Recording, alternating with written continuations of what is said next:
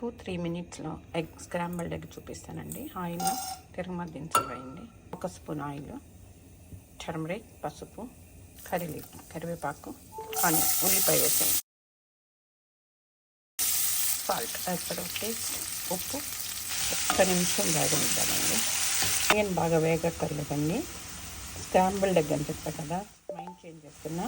Mango పచ్చడితో scrambled egg చేస్తాను. ఇది ఇప్పుడు బాగా ట్రెండ్ నడుస్తుంది.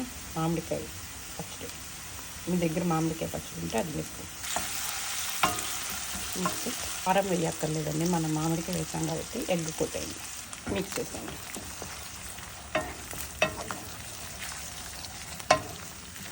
కొత్తిమీర ఇది ఆప్షనల్, నచ్చకపోతే తీసేయండి. ఇప్పుడు ముందు వండి పెట్టుకున్న రైస్ కలిపేసేయండి.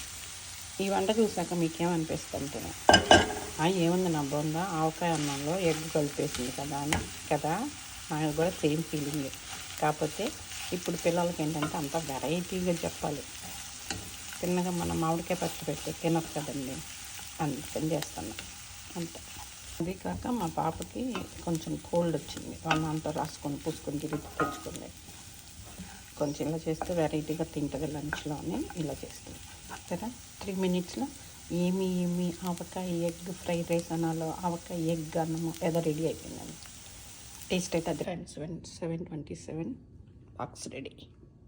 3 మినిట్స్లో